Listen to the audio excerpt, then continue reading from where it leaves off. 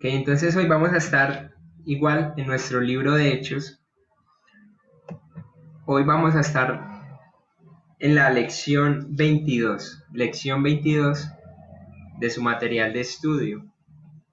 La idea hoy es avanzar en lo que sería el primer viaje misionero de lo que diríamos el primer viaje misionero de Pablo, que podríamos decir también que es el primer viaje misionero de Bernabé, ¿no? O el segundo en realidad. Pero entonces hoy vamos a estar concentrándonos en Hechos capítulo 13, versículo 1. Y vamos a estar yendo hasta el capítulo 14, versículo 20. Si usted ha estado leyendo el libro de Hechos, eh, quizás cuando se llega a esa parte de los viajes misioneros, normalmente uno tiende como a desubicarse un poco en lo que es la zona geográfica, porque se empieza a decir mucho que salieron de un lugar al otro y llegaron de ahí, luego salieron a otro, luego se devolvieron al primero y hace un montón de movimientos.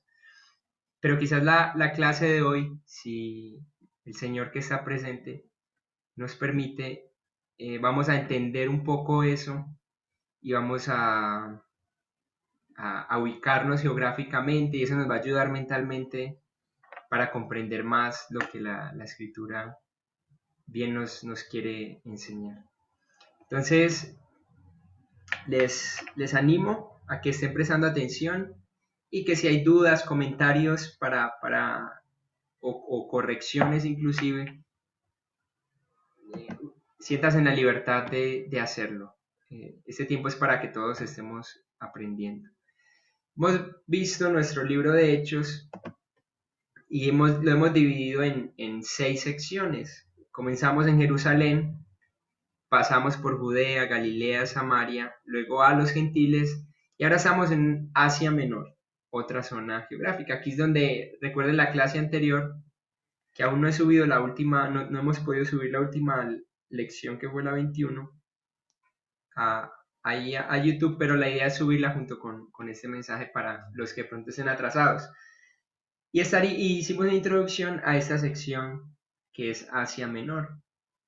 Hoy vamos a estar ya andando mucho más en ella. Entonces, les invito a que vamos ahí en la Biblia, a Hechos capítulo 13, y estemos ahí en versículo 1 y 3.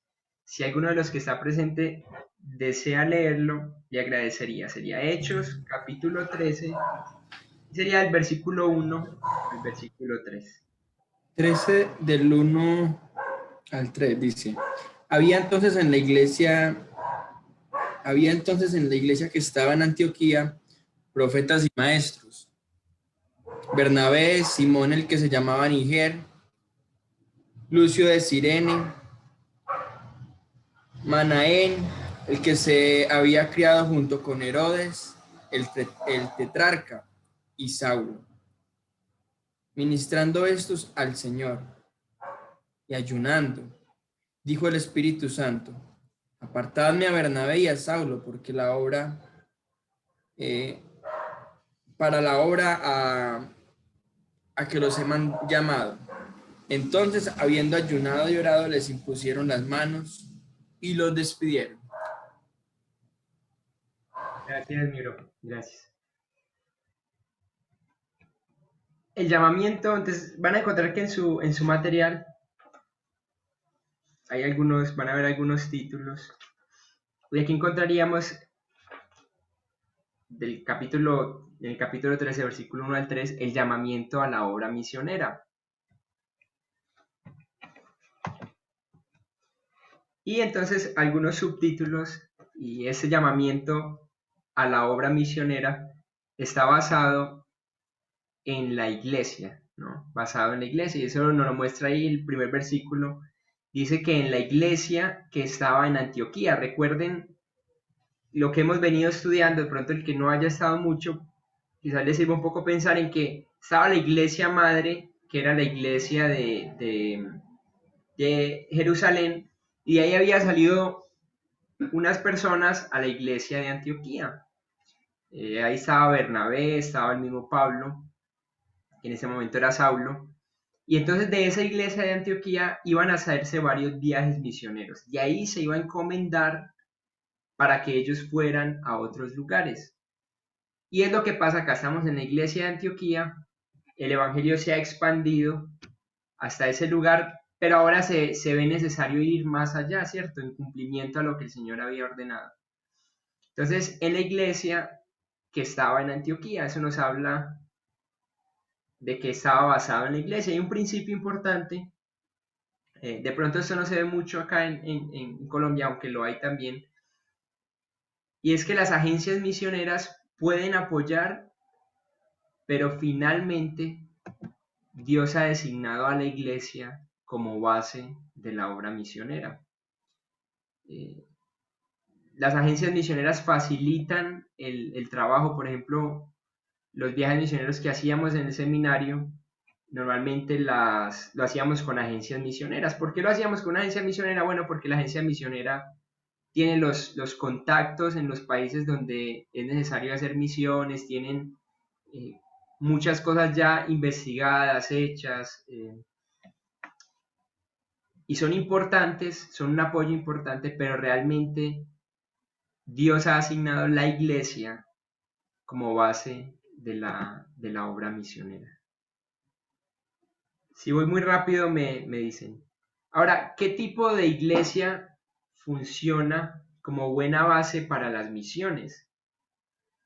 Y esto lo vamos a estar viendo a continuación, y es que hay una descripción del liderazgo. Si ustedes miran ahí en el versículo, miro acá, en el versículo 1, hay un grupo de personas, se los voy a ir señalando. Bernabé era uno de ellos, recuerden.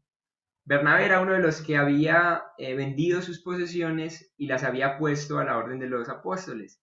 Era judío de Chipre. Ese era su lugar. Él era judío de Chipre. Ojo pues, menciona a otra persona más ahí en el versículo 1, porque uno dice, pero ¿por qué mencionar todas estas personas? Y es a un Simón. Se dice que era un judío de piel morena. Si uno mira un poquito más allá, va a encontrar ahí en el mismo versículo a un tal Lucio de Cirene, donde se cree que es griego del norte de África. Vayan observando, mientras van escribiendo ahí los que tienen sus notas, y los que de pronto no tienen notas, vayan observando la gente que estaba en Antioquía, en la iglesia de Antioquía. Entonces alguien como Bernabé, que era de Chipre, una islita que ahora vamos a ver, Simón, que era judío de piel morena, tez morena, Lucio de Cirene, griego del norte de África. Tenemos a un hombre llamado Manaén, judío quien se había criado, dice ahí, con Herodes el tetrarca. O sea que tenía una mezcla un poco con los romanos, ¿cierto? Un pensamiento quizás más afín o familiarizado con los romanos. Y teníamos un hombre como Pablo, que era un judío de ciudadanía romana, Saulo de Tarso, ¿no? Entonces tenemos un grupo de personas. ¿Y qué creen ustedes? Y aquí me gustaría escucharlos. ¿Qué piensan ustedes? ¿Hay algo que resalta acá? Algo que uno pueda decir, ve, qué interesante.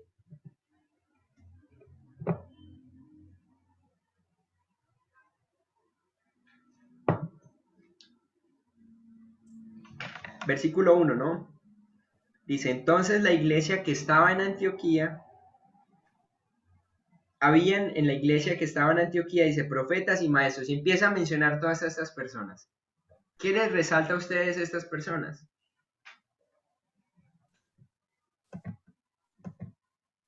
Por aquí en el chat dan con la palabra acertada, creo que es Ana María. Y es la diversidad, ¿no? Diversidad. Y es que, aquí la tengo, diversidad, ¿no? Algo que resalta acá Lucas cuando está escribiendo es que la iglesia de Antioquía, en la iglesia de Antioquía había gran diversidad.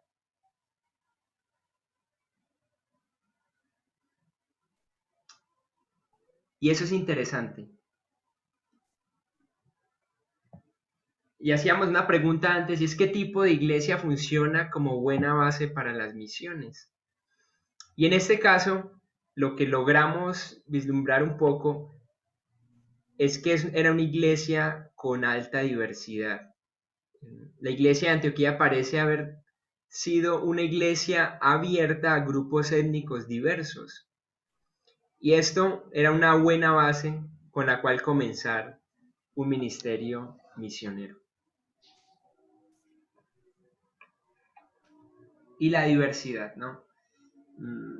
Probablemente no eran personas tan cerradas como los judíos,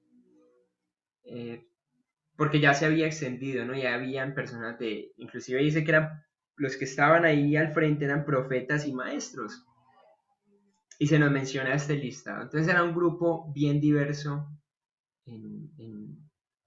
o afectado por diversas culturas. Van conmigo hasta ahí, ¿listo? Lo que tendrían que señalar ustedes ahí es abierta a grupos étnicos diversos.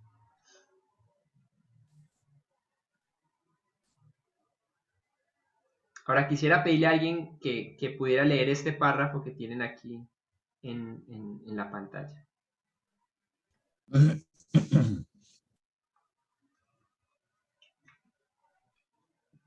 Jonathan. Bro, ¿sí me escuchan ahí bien? Sí, sí, sí, sí. Listo, brote.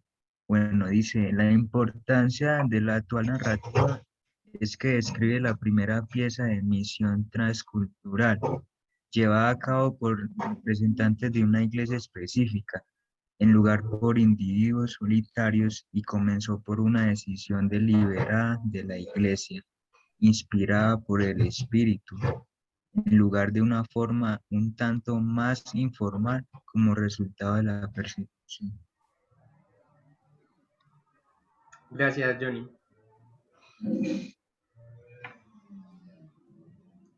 Ahí les señalé lo que deben ir llenando ahí en sus notas.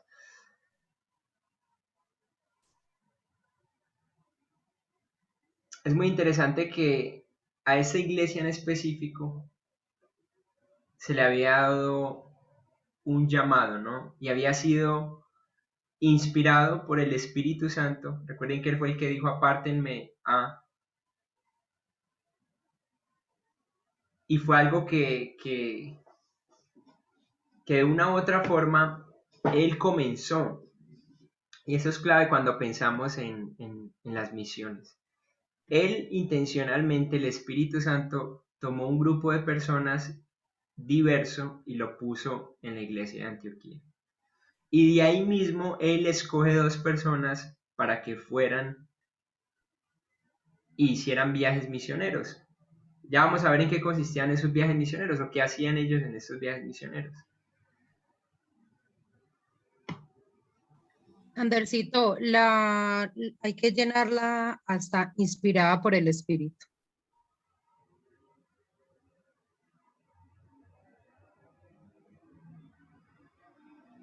Sí. Ay, perdonan, mis líneas tampoco rectas. Sino que el espacio ahí está muy chiquitico. Demasiado chiquitico.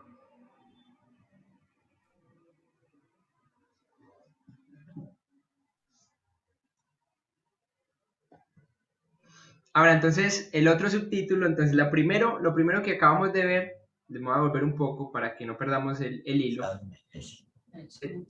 Estamos hablando del llamado a la obra misionera, ¿sí o no? Lo primero es basado en la iglesia, como lo acabamos de ver. Y comenzó por una decisión deliberada Y luego, de la iglesia. papá está ahí, hay que mutearlo. Está dictando. Ya, estoy aquí desatrasando. Y luego es un llamado por el Espíritu Santo.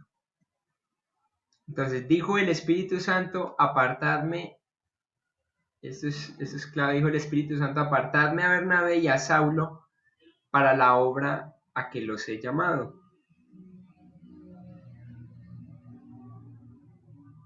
Ahora, ¿recuerdan este grafiquito? Hablábamos que la primera mitad de Hechos se nos dice que todo comenzó y fue guiado por el Espíritu Santo. Y ahora llegamos a la segunda mitad de Hechos, del libro de Hechos, y nos damos cuenta que el Espíritu Santo sigue en control y sigue haciendo la obra. No hay duda, y no debería haber duda, que al día de hoy, año 2021, el Espíritu Santo sigue guiando la iglesia, la dirección del Espíritu Santo. Ahora, ¿quiénes son las personas que el Espíritu Santo llama para la obra misionera? Es una buena pregunta. En este caso, teníamos a Pablo, Saulo y a Bernabé, ¿no?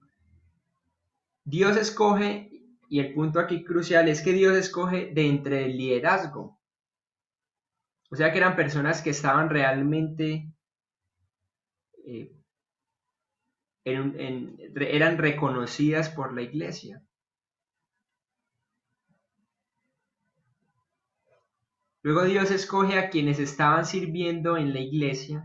Si ustedes miran el versículo 2, ahí en Hechos que leímos recién, dice, ministrando estos al Señor y ayunando.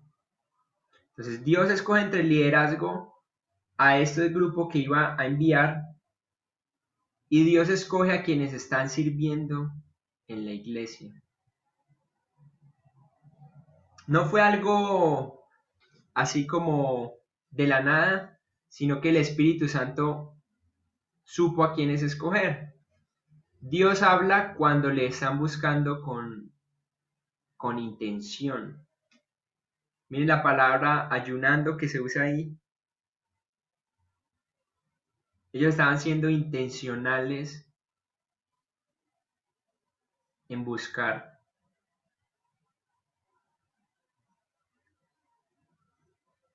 Entonces Dios habla cuando le están buscando con intención. Y es clave esa palabra ayunando.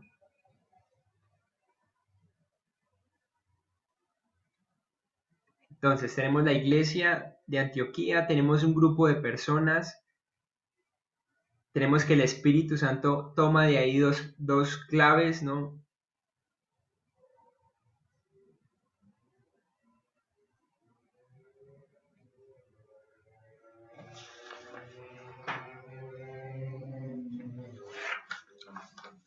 Van conmigo hasta ahí, ¿no? Si paso muy rápido me dicen.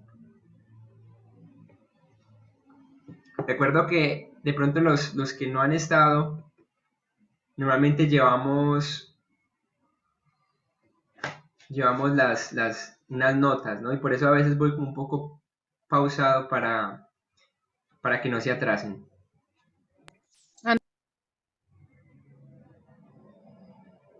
Ahora entonces llegamos al primer viaje misionero, que sería el capítulo 13, versículo 4 al 14-20.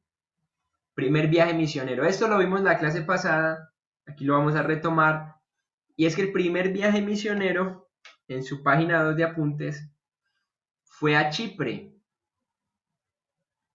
Recuerden que ahí tuvimos un enfoque en el mago y la oscuridad, eso lo vimos y ahora lo vamos a entender más. Antioquía de Pisidia, donde había un enfoque a los judíos, pero luego Iconio y Listra, que era un enfoque a los etnos, a los gentiles. 3 etapas del primer viaje misionero.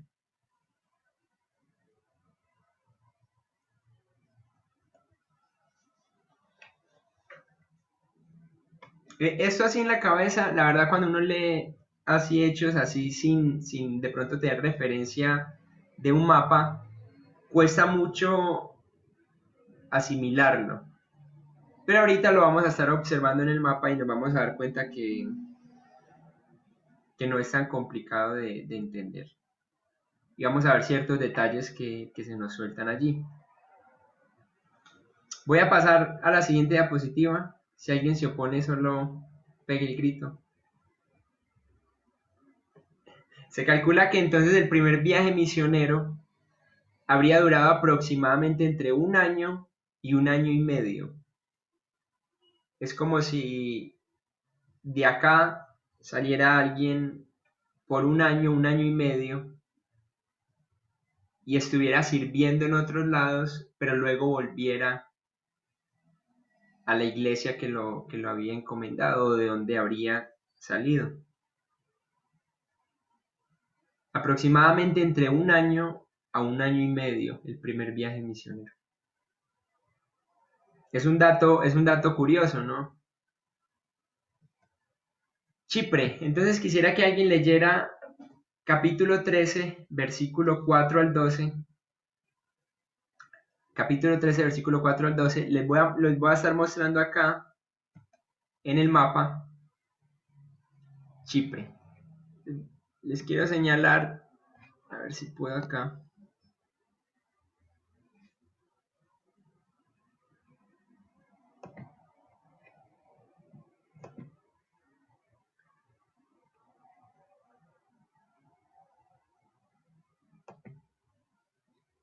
Acá está Antioquía. Se lo estoy señalando con color naranjado. Ahí estaban ellos, ¿no? De ahí es de donde son tomados y vienen, si ustedes siguen la línea de color como rosadito, esta de por acá, ellos llegan a la isla de Chipre. Entonces les invito a que leamos esta primera porción, capítulo 13, versículo 4 al 12.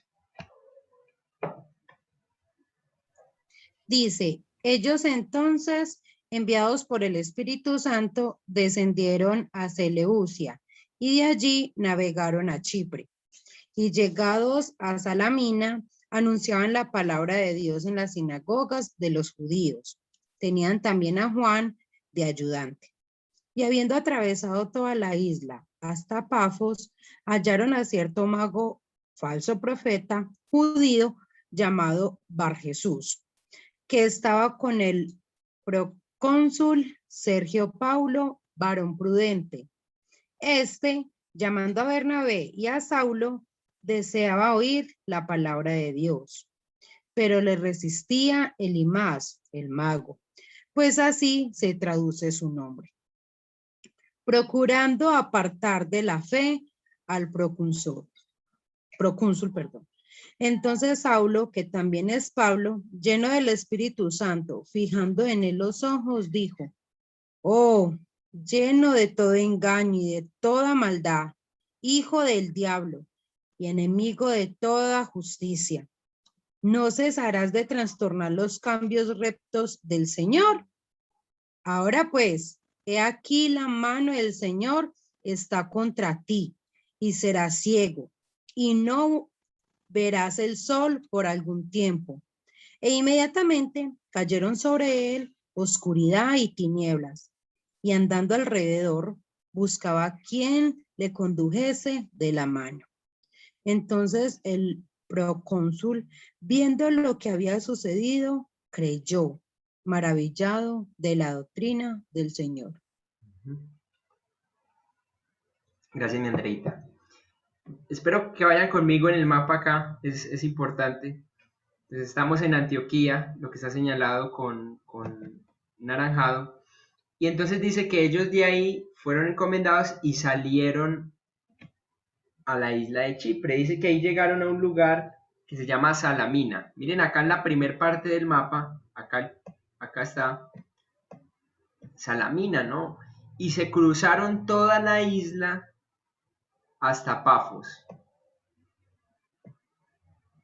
Síganlo porque en su lectura si no se pierden, ¿no? Entonces salen de Antioquía, llegan a Chipre, pero llegan a un lugar llamado Salamina, se cruzan toda la isla y llegan a Pafos.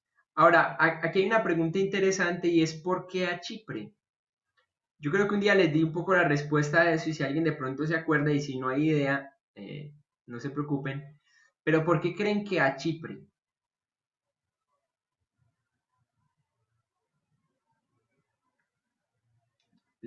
Les doy una pista. Recuerden que van dos personas.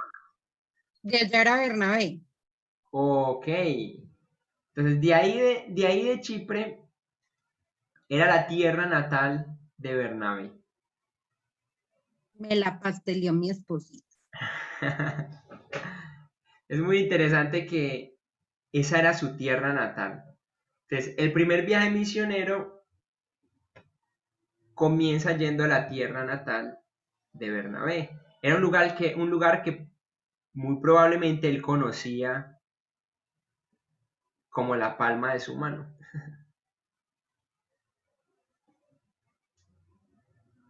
Y que para él era importante estar allá.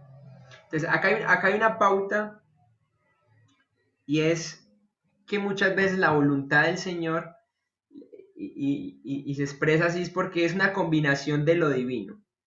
Entonces, eran enviados por el Espíritu Santo, eso fue algo, ¿cómo así? El Espíritu Santo tuvo la iniciativa y dijo, venga, necesito enviarlos, y podríamos decir que hay algo humano, o de las personas como tal que él está enviando, y era esa parte de Bernabé, su tierra natal.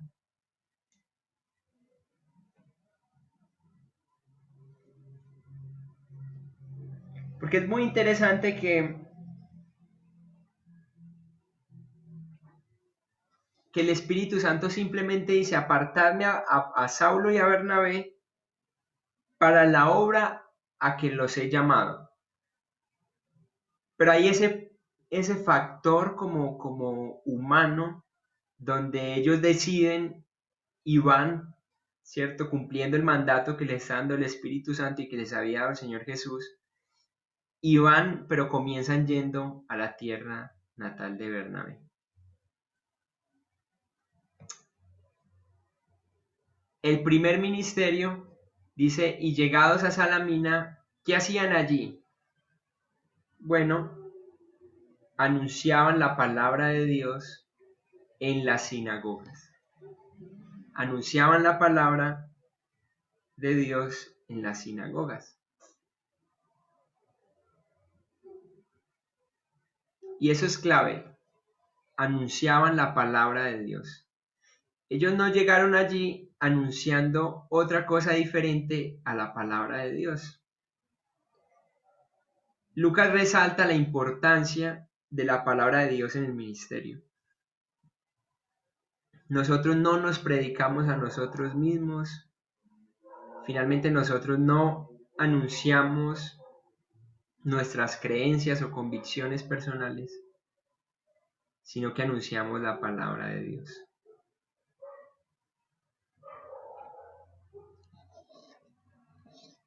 La palabra de Dios en el ministerio.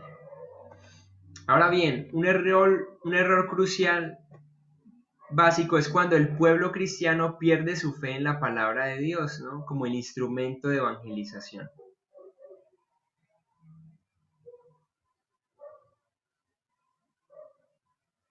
Y eso es muy importante, porque tristemente hemos acudido a técnicas humanas para alcanzar a los perdidos. Y es un error que tendemos a caer como iglesia porque queremos llamar la atención de la gente y confiamos más en el poder de lo que atrae masas a simplemente el poder de la palabra, el poder del evangelio. Tengan presente que lo interesante de esto es que, recuerden, estas personas simplemente están yendo a esos lugares a introducir o a presentar a Jesús a las sinagogas. En las sinagogas nunca se había escuchado voy a decirlo así, perdonen de pronto por cómo suene, pero del tal Jesús, ¿no? No, aquí nunca, Jesús, ¿quién es ese? Entonces la tarea de ellos era ir y decir, mire, existe un hombre llamado Jesús que hizo esto, esto y esto. Eso es un mensaje simple, diría uno. Es un mensaje simple. Pero lo impactante de esto es que ese mensaje iba acompañado con el poder de Dios. El hecho que ellos le dijeran a alguien, miren, Jesús hizo esto, esto y lo otro, iba cargado con el poder de Dios. Pero lo que usamos es la palabra de Dios. Ahora, ¿dónde lo hacían? En las sinagogas de los judíos. Algo que Pablo hacía el resto de su ministerio, recuerden, al judío primeramente. Siempre se tuvo en cuenta primero al judío porque en cierto modo de ahí había salido el cristianismo.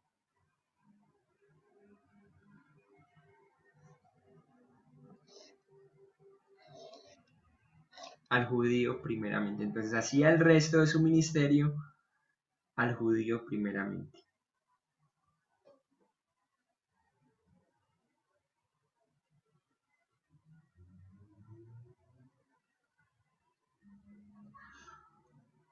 Entonces la sinagoga, según este autor Bruce, dice la sinagoga proveía una cabeza de puente para alcanzar a los gentiles. Ellos no iban a llegar a un lugar y empezar a hablar así a lo loco, sino que ellos iban a las sinagogas que donde ellos como judíos podían entrar.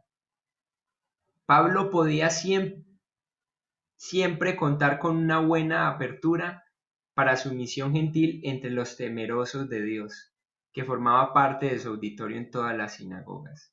Siempre llegaba, ustedes miran, ellos no llegan a la deriva, sino que van primero a las sinagogas de los lugares, porque era algo que ya estaba establecido.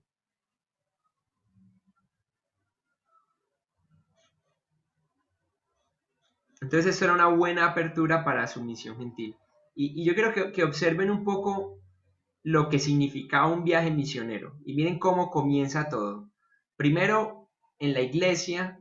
Segundo, es dirigido por el Espíritu Santo y no es con personas cualquiera, sino eran personas realmente conocidas por la iglesia de Antioquía y aprobadas por la iglesia de Antioquía, y ellos salían a hacer una misión específica. Ahora, llegaban a un lugar no random.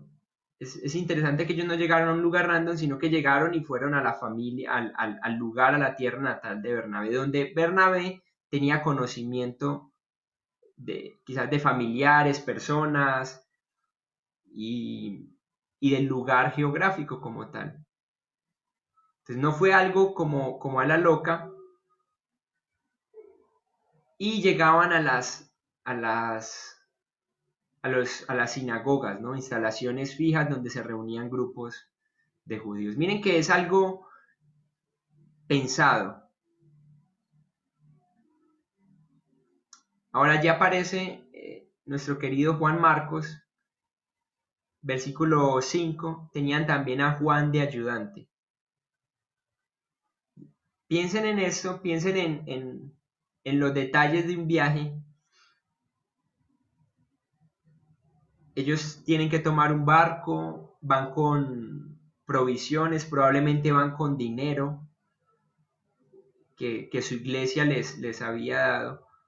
Van, hacen un viaje, quién sabe cuántas horas, recuerden que van a estar aproximadamente entre 1 año y 1 año y medio por fuera de su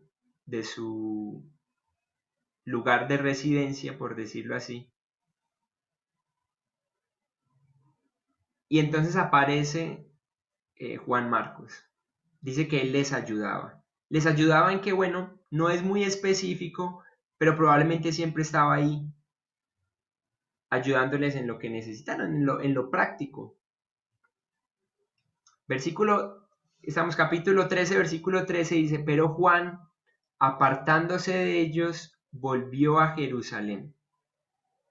Ojo a esto, porque esto es algo que Pablo luego le va a reprochar a Bernabé y no va a querer que Juan Marcos los vuelva a acompañar. Pero Juan, apartándose de ellos, volvió a Jerusalén. A mí ahí se me hacía algo interesante y no sé si ustedes tengan comentarios, pero uno dice, ¿por qué, no? ¿Por qué se habrá ido? ¿Por miedo? ¿O simplemente no se sentía cómodo estar lejos de donde quizás él era? Y pueden salir muchos pensamientos, pero el caso es que lo que sea que sintió lo llevó a decir, no, Pablo y Bernabé, saben que yo no voy a estar más acá, me voy para Jerusalén. Y entonces tiene que tomar un barco, quién sabe unas cuantas horas, o inclusive días, hasta llegar otra vez a Jerusalén. Interesante, ¿no?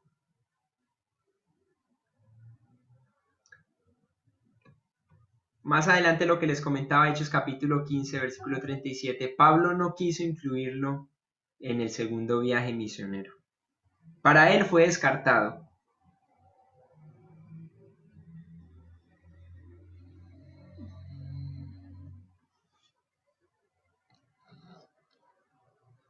Pablo no quiso incluirlo en el segundo viaje misionero.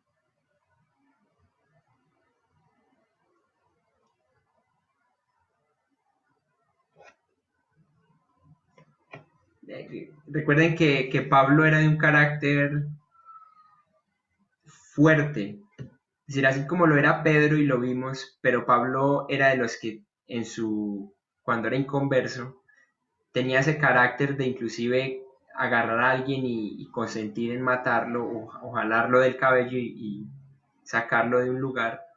Entonces era un hombre en cierto modo imponente, y en este caso Pablo no quiso, simplemente dijo, no, a mí no me sirve alguien así.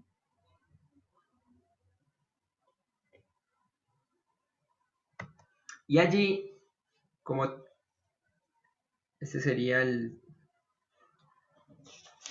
otro subtítulo, ellos enfrentan la oscuridad. Versículo 6 dice, y habiendo atravesado toda la isla hasta Pafos, recuerden, estamos en la islita de Chipre, hallaron a cierto mago. Capítulo 13, 6 al 12. Del 6 al 11 se enfrenta al mago, que sería enfrentar la oscuridad, y en el versículo 12 se da la conversión del procónsul. Esto era muy importante, lo que estaba pasando allí en Pafos. Entonces, enfrentar al mago, y entonces luego se da la conversión del procónsul.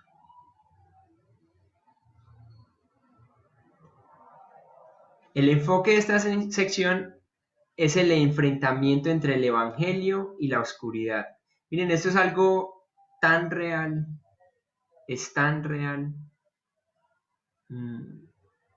del espiritismo, de la oposición de la oscuridad, de la brujería.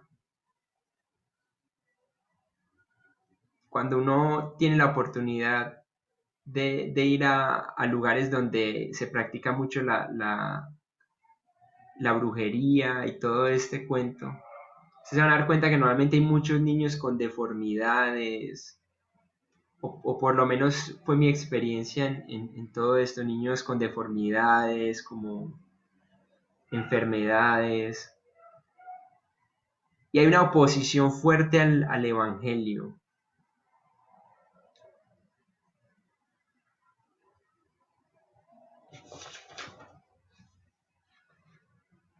Ante esto,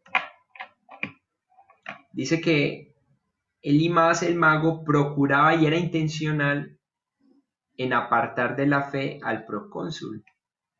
O sea, se le estaba exponiendo el evangelio a este procónsul, pero este hombre Elimas se oponía directamente a que el procónsul comprendiera el evangelio.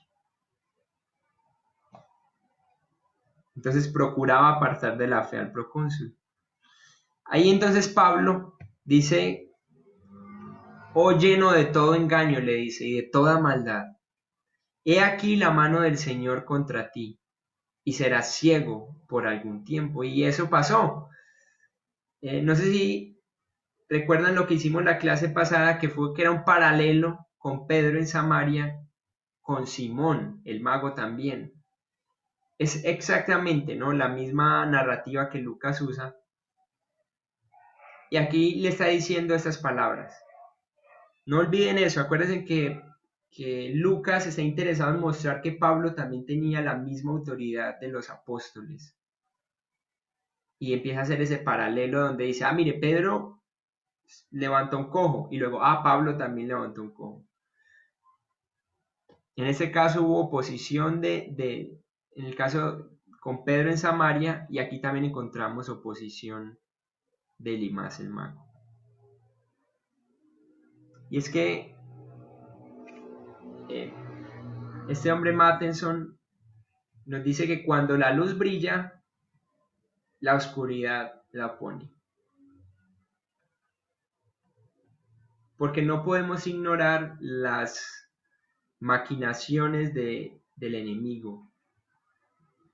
Entonces, cuando la luz brilla,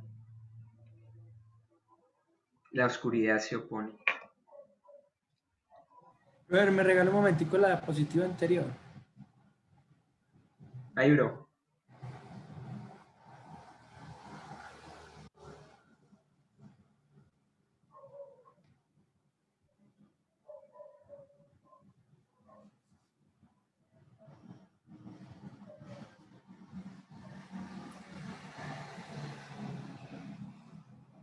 Listo, bro, gracias. Entonces, cuando la luz brilla, la oscuridad la opone.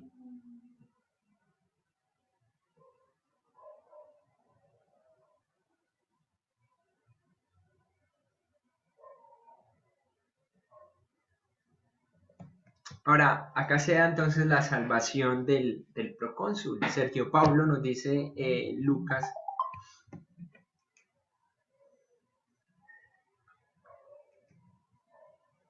Dice, entonces el procónsul, viendo lo que había sucedido, creyó, maravillado de la doctrina del Señor. Miren que este suceso de mandar a enceguecer a este hombre es de las pocas veces que uno ve un milagro en contra del bienestar físico, en cierto modo, de una persona. Pero eso iba a terminar en la conversión de este procónsul. Dice que él observó lo que estaba pasando, creyó y estaba maravillado de la doctrina del Señor. Y es que este sería el primer gentil en el libro de Hechos que cree en el Señor sin tener vínculos con los judíos. O sea que sin esa descripción de un temeroso de Dios.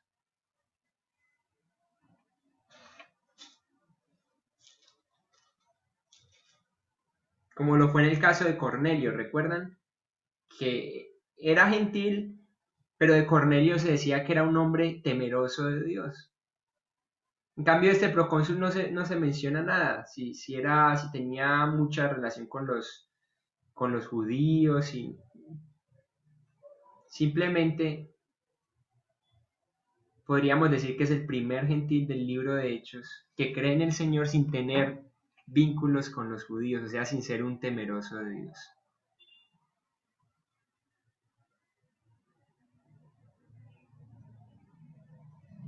Ahora iríamos entonces a la otra parte, que sería Antioquía de Pisidia. Estuvimos en Chipre, atravesamos la isla de Chipre y vamos a salir de ahí hacia Antioquía de Pisidia. Y si alguien me colabora leyendo capítulo 13, versículo 13 al 15.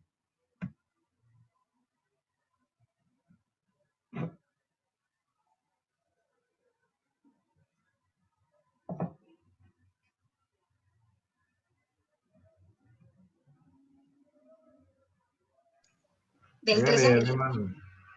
que no va a leer. Hágale, mi hermanito, tranquilo, no hay problema. Eso, del 13 al 15, ¿cierto, mi hermano? Sí. Bueno, habiendo zarpado de Pafos, Pablo y sus compañeros arribaron a Pergue de Pamfilia, pero Juan, apartándose de ellos, volvió a Jerusalén. Ellos, pasando de Pergue, llegaron a Antioquía de Pisidia y entraron en la sinagoga un día de reposo y se sentaron. Y después de la lectura de la ley y de los profetas, los principales de la sinagoga mandaron a decirles: varones hermanos, Si tenéis alguna palabra de exhortación para el pueblo, hablad. Ok. Gracias, mi hermano Víctor. Miren el mapa, no pierdan de vista el mapa. Les voy a mostrar por aquí Jerusalén, ¿cierto? Para que se estén ubicando. Estaría Israel. Y por acá Antioquía, ¿sí o no? Salen de Antioquía, miren, sigan la linecita, esta linecita que les estoy señalando ahí, de ese color. Llegan a Salamina, cruzan a Pafos, en todo eso se encuentran con la oposición de la oscuridad, pero ahí conoce este procónsul. Y en Pafos, acá en Pafos, van a salir hacia Perga. Van conmigo hasta ahí. Sí, no pierdan de vista el mapa porque si no, se van a enredar.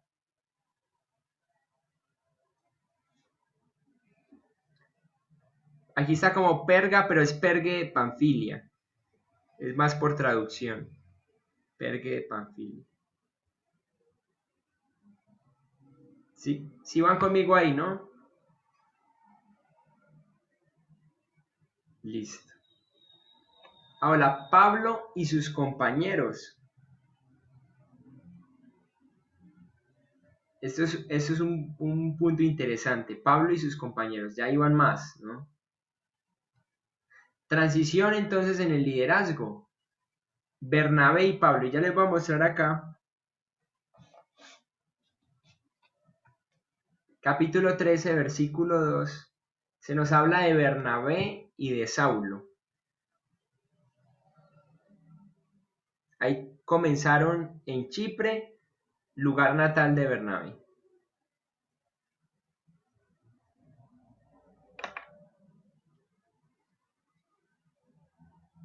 Luego, otra vez, capítulo 13, versículo 7, otra vez aparece Bernabé y Saulo.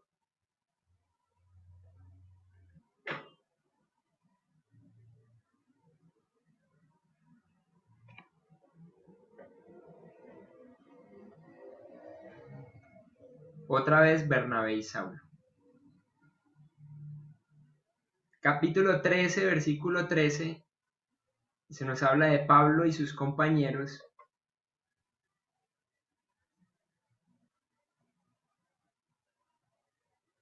Luego habían entrado en Asia Menor, territorio del apóstol Pablo. Recuerden que ahí en Asia Menor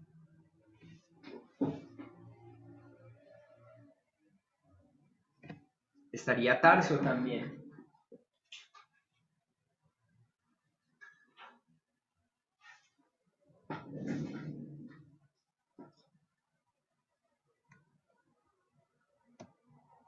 Y capítulo 13, versículo, bueno, creo que no han acabado de copiar allí.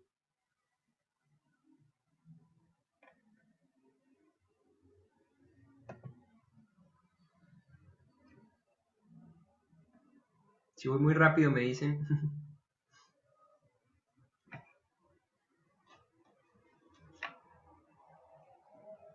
Capítulo 13, versículo 43, otra vez Pablo y Bernabé.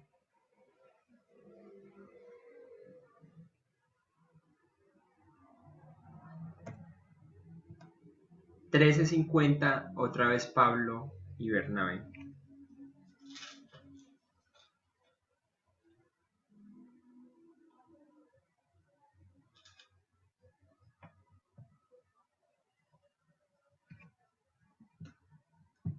Lo que Lucas deja ver allí es que primeramente Bernabé da liderazgo.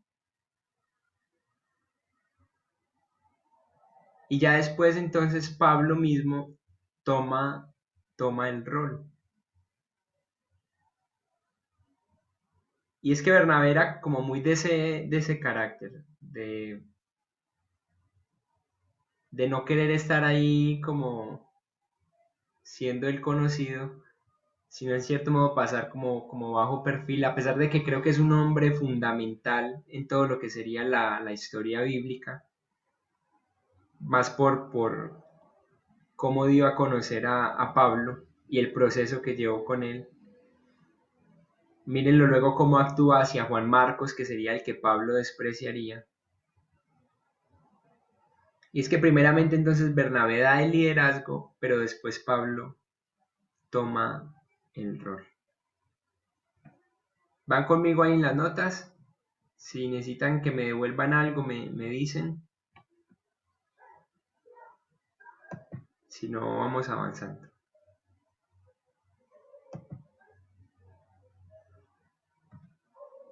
Ahora, uno de los retos al trabajar en equipo es reconocer las habilidades de otros y dejar que ellos tomen el liderazgo. Cuando el Señor me dio la oportunidad de estar en Indonesia, íbamos un grupo de 4 personas, bueno, en realidad 3 personas, un estadounidense, un argentino que algunos conocen, y yo. Y también teníamos un traductor entre nosotros, que nos iba a traducir a la lengua de Indonesia. Esto fue complicado en un principio y fue reconocer las habilidades que los otros tenían y los diversos roles que Dios da en el campo misionero, pero también en la iglesia. Tristemente, finalmente, al final del viaje, comprendimos que algunos tenían más ese espíritu de liderar, como era el caso de mi amigo de Argentina, que en mi caso era más de dejarme guiar por la visión de él, pero yo tenía otras habilidades en lo que era la enseñanza o en cierto modo discernir, o bueno, cualquier cosa que pasaba. Pero esto es súper clave. La mayoría de problemas en un liderazgo es porque no se reconoce y no se quiere ceder en el liderazgo o en reconocer las habilidades del otro y las debilidades nuestras. Ahora, se da un cambio de nombre, no sé si lo notan allí. Comenzamos Bernabé, Saulo, luego Pablo y sus compañeros, Pablo y Bernabé, Pablo y Bernabé. ¿Y a qué creen ustedes que se debe este cambio de nombre?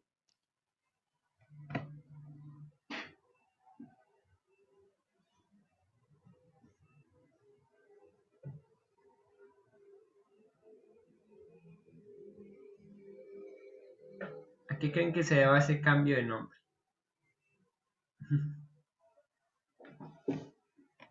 Yo creo que no se los he dicho. Por el cambio de territorio. Ok, Joan dice cambio de territorio y tiene mucho que ver con eso. Y es que Saulo, Para identificarse más con los gentiles, ya, porque Saulo era el nombre romano, hebreo, y Pablo romano. y esa es la respuesta, ¿no? Saulo era el nombre judío y Pablo sería el nombre griego. Y esto, de una u otra forma, para él presentarse ante los griegos o ante el mundo gentil, era mejor ser conocido como Pablo.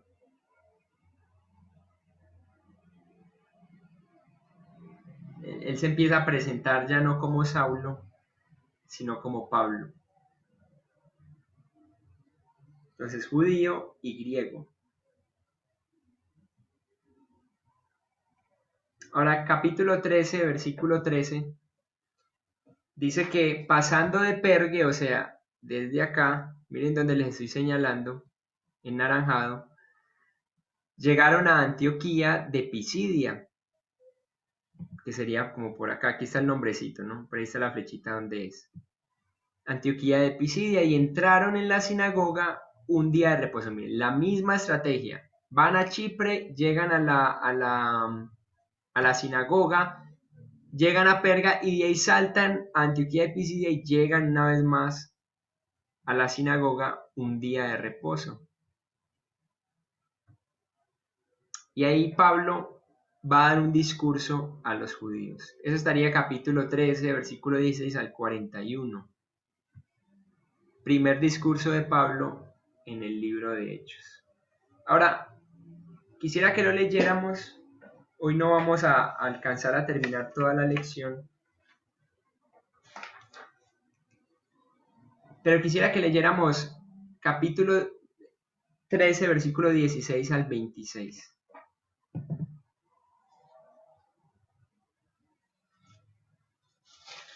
Si alguien lo quiere leer.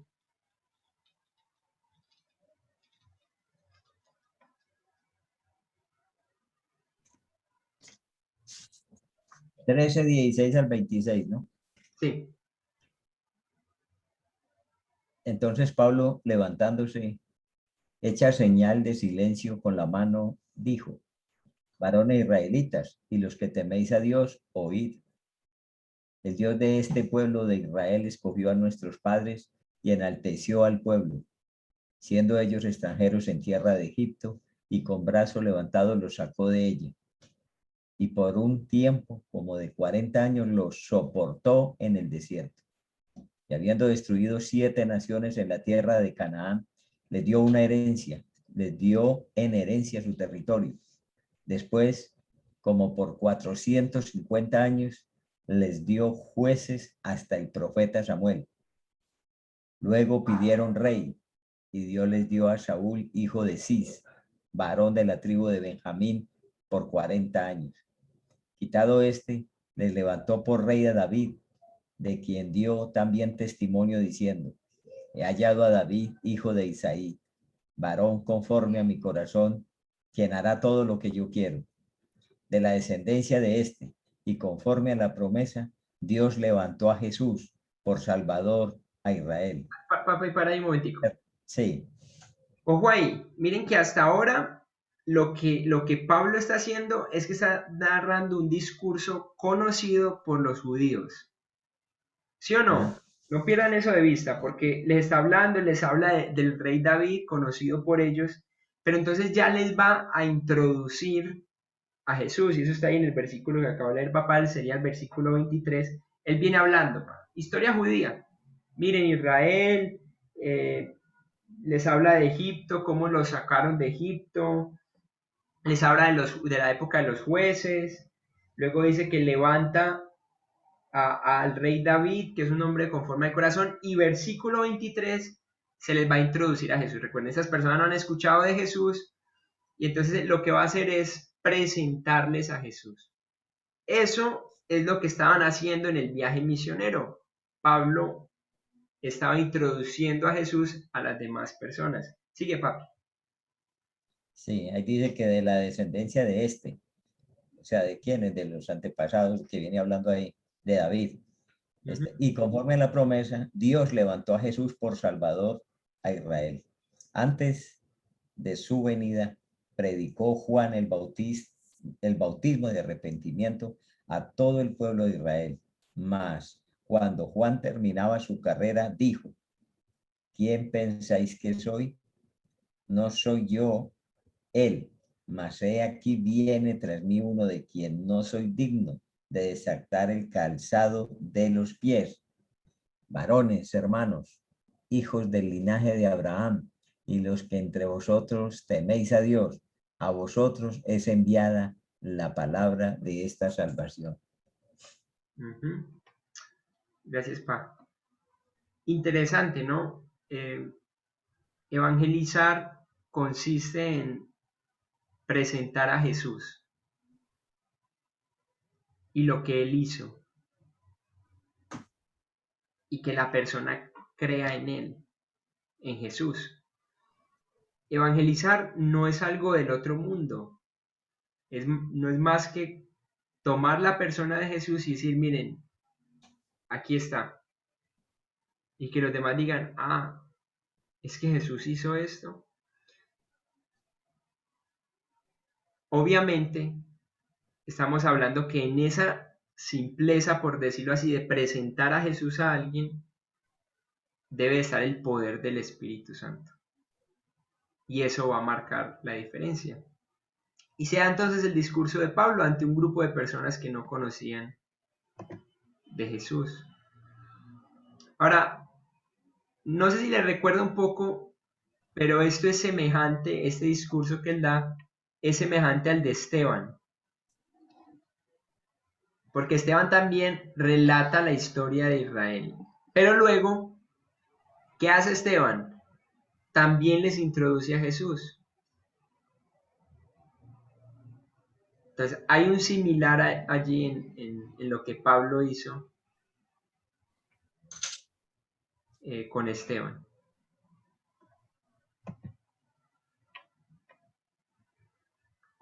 Luego, versículo 27 al 37, si alguien más nos colabora leyéndolo.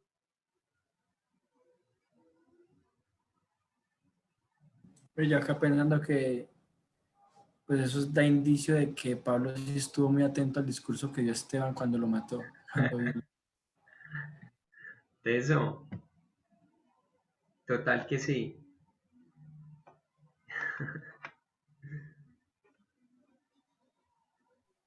Muy tremendo eso, no lo había pensado. 27-37.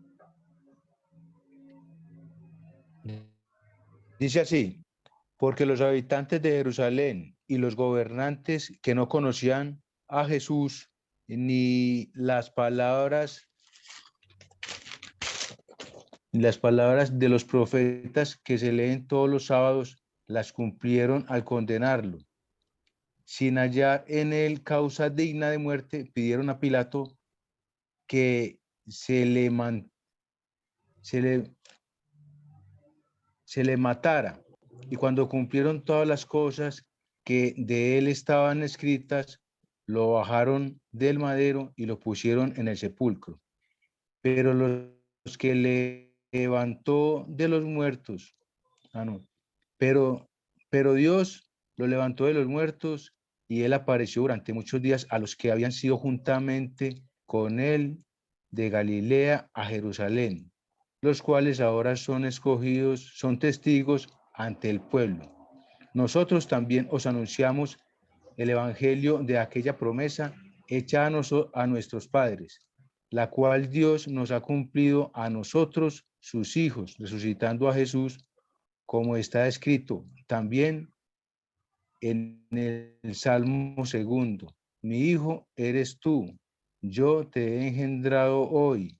Y en cuanto a que lo levantó de los muertos para nunca más volver a corrupción, lo dijo así: os daré las misericordias fieles de David.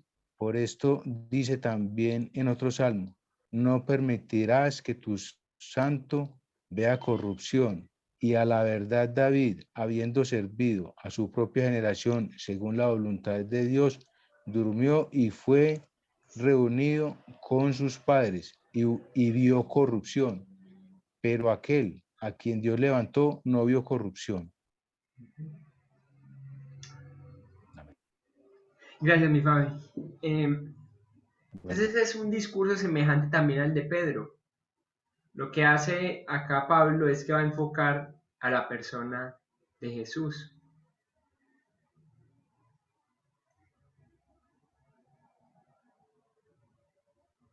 Les va a decir, miren, Dios levantó a ese Jesús de entre los muertos. Va a tomar algunas referencias del Antiguo Testamento que eran familiares para ellos y les va a decir, miren, eso se refería a Jesús.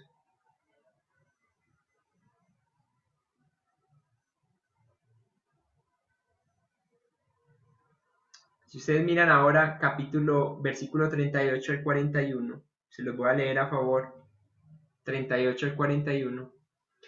Dice, sabed pues esto, varones hermanos,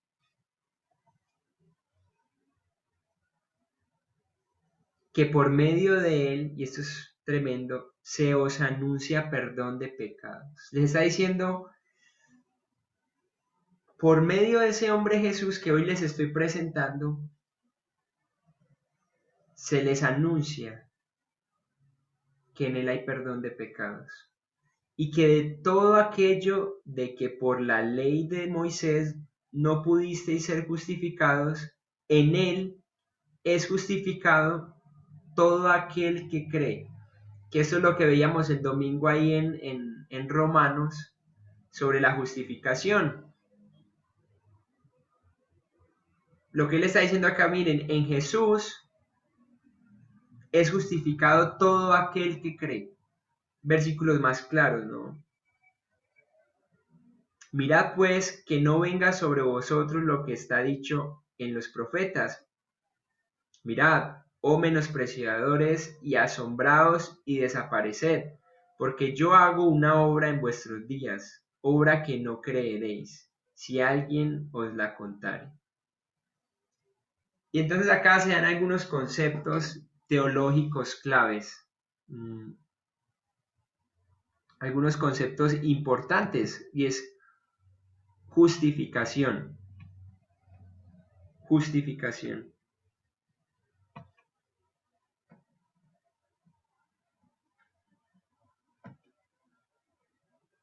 ¿Van conmigo hasta ahí? ¿Listo?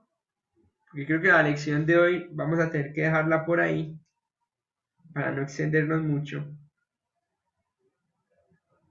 Y estos conceptos claves estarían versículo 38, 39, y de estos me faltaría leer el versículo 43, que lo va a leer una chiquilla por allí en la familia de Germán,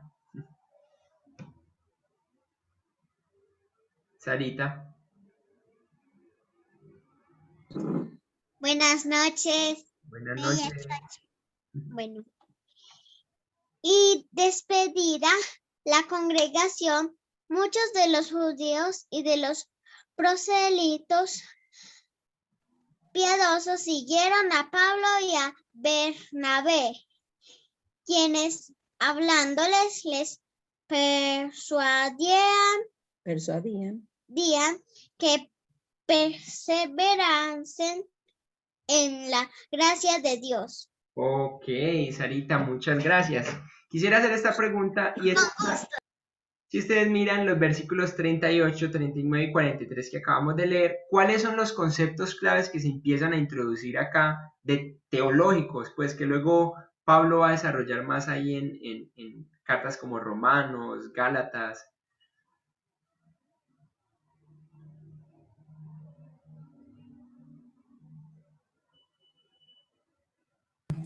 Pero en el 38 el perdón de pecados. En el 39 justificación. Okay. En él es justificado todo aquel que cree, ¿cierto? Y el 43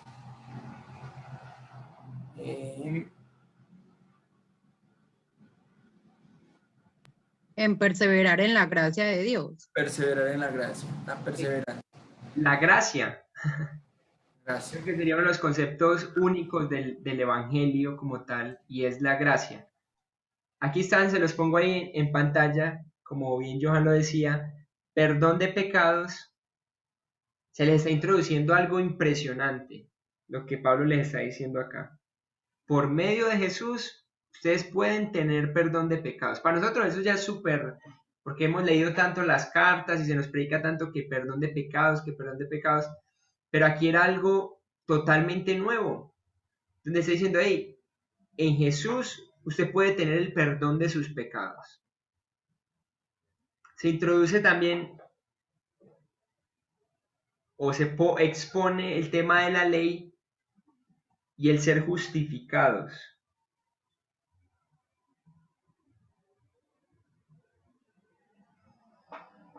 ¿Cómo así?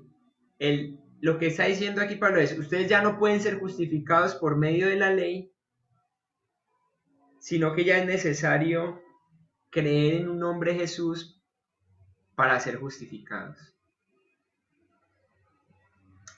Y luego al final sería creer y la gracia, ¿no?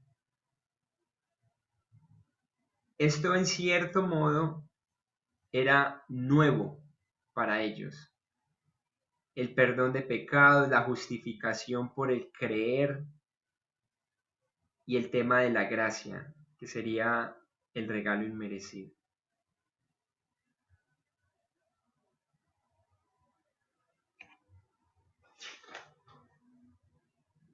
Ahora, ahí dentro de poco, Pablo estaría escribiendo la epístola de Gálatas a estas iglesias, entre 48 y 49, y es interesante que él va a enfocar estos conceptos. Ley, ustedes leen la carta a los Gálatas, ley, justificación, creer para salvación, gracia.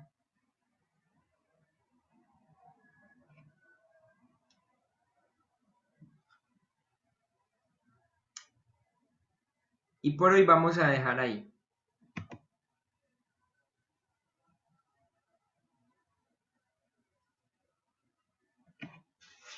Ya en la próxima clase terminaríamos la lección.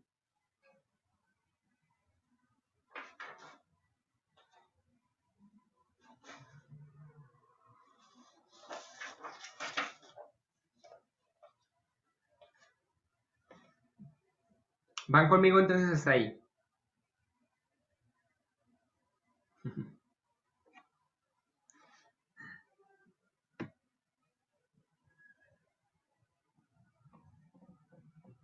Listo.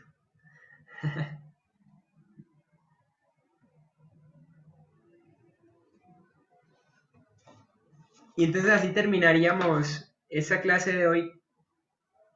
Creo que habría algunos puntos para reflexionar y es la dirección del Espíritu Santo en el moverse de la iglesia.